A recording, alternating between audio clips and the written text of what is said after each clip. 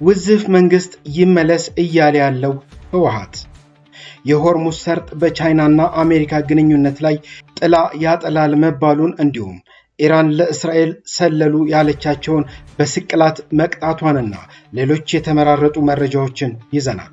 እስከ ፍጻሜው አብራችሁን ቆዩ። ፕሬዝዳንት ማን ይሁን በሚለው ላይ ስምምነት አልተደረሰም ይለናል የሚቀጥለው ጽሑፍ። የህወሓትን ውስጠ ሚስጥር ያውቃል ተብሎ የሚታሰበውና የህወሓትን ዜማዎች ከሽኖ በማቅረብ ላለፉት ዘመናት የሚታወቀው የአውራምባ ታይምስ ባለቤት የሆነው ዳዊት ከበደ ይህንን ጽሑፍ አጋርቶናል።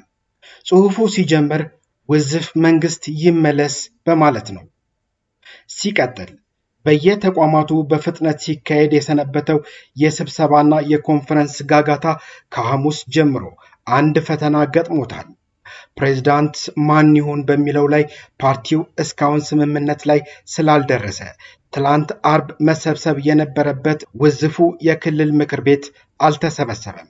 በአንድ በኩል በወይዘሮ ፈትለወርቅ ወይንም ሞንጆሪኖ የሚመራው ክንፍ ደብረ ጽዮንን ፕሬዝዳንት ማድረግ ቅቡልነታችንን ጥያቄ ውስጥ ይከተዋል፣ ስለዚህ አማኑኤል አሰፋ ይሁን የሚል ጠንካራ አቋም አለው።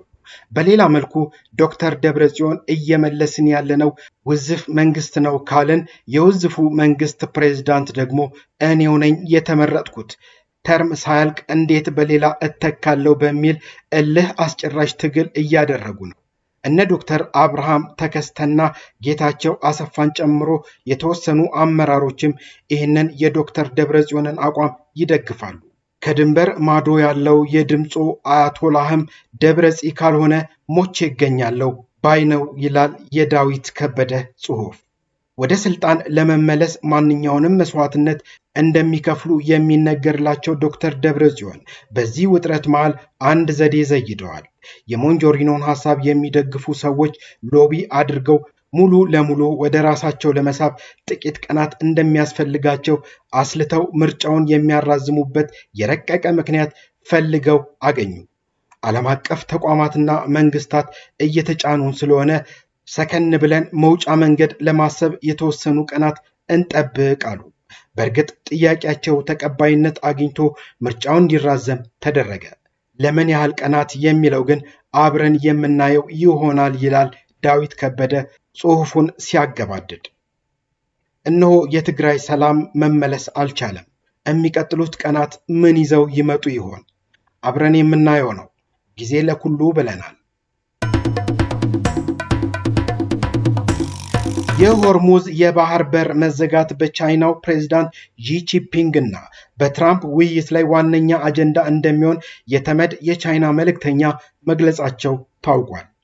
የቻይና የተባበሩ መንግስታት ድርጅት አምባሳደር ፉኮንግ የተኩስ አቁሙ ስምምነቱን ማስቀጠልና የሆርሙዝ የባህር በርን ዳግም መክፈት አጣዳፊ ቅድሚያ የሚሰጣቸው ጉዳዮች መሆናቸውን ተናግረዋል። አምባሳደሩ አክለው ፕሬዝዳንት ዶናልድ ትራምፕ ወደ ቤጂንግ በሚያደርጉት ቀጣይ ጉብኝት ወቅት የባህር በሩ እንደተዘጋ የሚቆይ ከሆነ ጉዳዩ በውይይቱ አጀንዳ ላይ በከፍተኛ ደረጃ እንደሚነሳ ገልጸዋል። የሆርሙዝ ሰርጥ በዓለም የነዳጅ ንግድ ላይ ከፍተኛ ተጽዕኖ ያለውና በፋርስ ባህረ ሰላጤ መግቢያ ላይ የሚገኝ ወሳኝ የባህር መስመር ነው ሲል አልጀዚራ ጨምሮ ዘግቧል።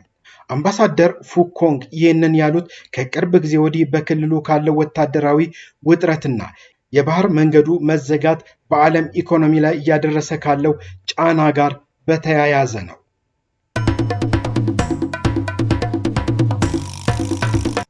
የአሜሪካ አየር ኃይል ቢ1ቢ ቦምብ ጣይ አውሮፕላን ሃይፐርሶኒክ ሚሳኤል ታጥቆ ለመጀመሪያ ጊዜ መታየቱ ተገለጸ። የአሜሪካ አየር ኃይል የቢ1ቢ ላንሰር ቦምብ ጣይ አውሮፕላን እጅግ ፈጣን የሆነውን የሃይፐርሶኒክ ሚሳኤል በውጫዊ አካሉ ላይ ታጥቆ የሚያሳይ ምስል ለመጀመሪያ ጊዜ ይፋ አድርጓል። ይህ ክንውን አውሮፕላኑ ከዚህ ቀደም ከነበረው የውስጥ የቦምብ መያዣ ክፍል በተጨማሪ በውጭው አካሉ ላይ ከባድ የጦር መሳሪያዎችን የመሸከም አቅም እንዳለው በተግባር ያሳየ ነው። ይህ አዲስ የጦር መሳሪያ የመሸከም ስርዓት አየር ኃይሉ የቢ1ቢ አውሮፕላኖችን የአገልግሎት ዘመን ለማራዘምና የማጥቃት አቅማቸውን ለማሳደግ ለሚደረገው ጥረት ትልቅ እርምጃ መሆኑ ተገልጿል። የሃይፐርሶኒክ ሚሳኤሎችን ከድምፅ ፍጥነት በ5 እጥፍ በላይ የመጓዝ አቅም ያላቸው በመሆኑ አየር ኃይሉ ሩቅ ርቀት ላይ የሚገኙ ኢላማዎችን በአጭር ጊዜ ውስጥ ለመምታት ያለውን ዝግጁነት እንደሚያሳይ ተመላክቷል። በምስሉ ላይ የሚታየው ሙከራ አውሮፕላኑ በውጫዊ አካሉ ላይ እስከ 6 የሚደርሱ ተጨማሪ የጦር መሳሪያዎችን መሸከም እንደሚችል የሚያረጋግጥ ሲሆን ይህም በጦር ሜዳ ላይ ያለውን ውጤታማነት በእጅጉ ይጨምረዋል። ይህ እርምጃ አሜሪካ በዓለም አቀፍ ደረጃ ያላትን ወታደራዊ የበላይነት ለማስጠበቅ እና ከዘመኑ የቴክኖሎጂ እድገት ጋር ራሷን ለማስማማት ለምታደርገው እንቅስቃሴ ወሳኝ ማሳያ ተደርጎም ተወስዷል።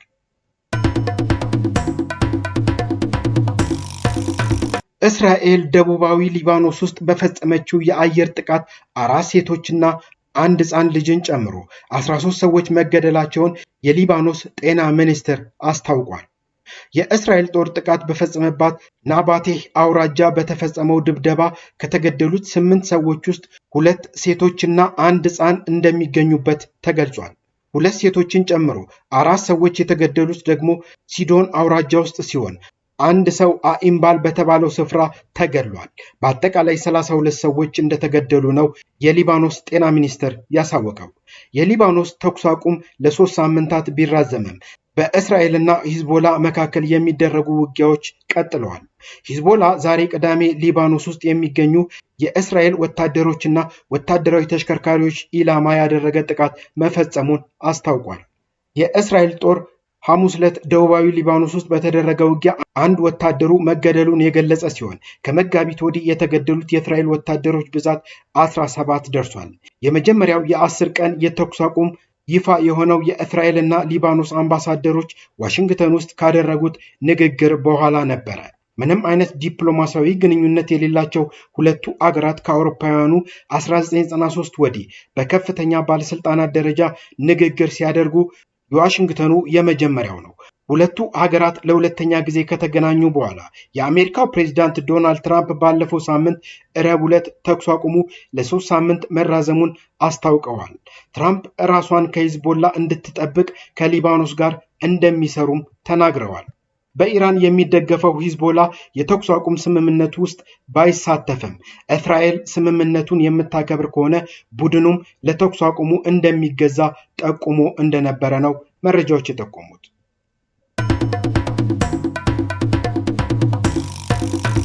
ኢራን ለእስራኤል ሲሰልሉ ነበር ያለቻቸውን 2 ሰዎች በዛሬው ዕለት በሞት እንደቀጣች ነው መረጃዎች የጠቆሙት። በሞት ከተቀጡት መካከል አንዱ በማዕከላዊ ኢስፋሃን በሚገኘው ናታንዝ የኒውክሌር ተቋም አካባቢ የደህንነት መረጃዎች ሲሰበስብ ነበር መባሉን የኢራን መገናኛ ብዙሃን ዘግበዋል።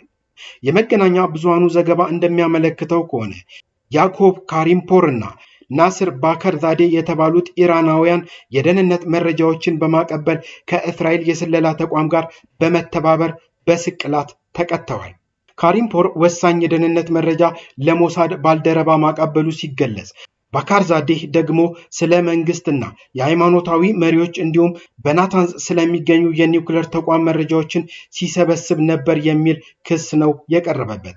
የተባበሩት መንግስታት ድርጅት የኢራን ጦርነት ከተጀመረ ወዲህ ቴህራን ከብሔራዊ ደህንነት ጋር በተያያዘ ወንጀል 21 ሰዎችን በሞት መቅጣቷንና ከ4000 በላይ ማሰሯን ረቡዕ ዕለት አስታውቋል። የመንግስታቱ ድርጅት የሰብአዊ መብቶች ኃላፊ ባወጡት መግለጫ ከተገደሉት መካከል 9ኙ በጥር ወር ከተካሄዱ የተቃውሞ ሰልፍ ጋር በተያያዘ የተቃዋሚ ድርጅቶች አባል ናቸው በሚል ሲወነጀሉ፣ 2ቱ ደግሞ በአገር ክህደት ተከሰው መገደላቸውን ገልጸዋል።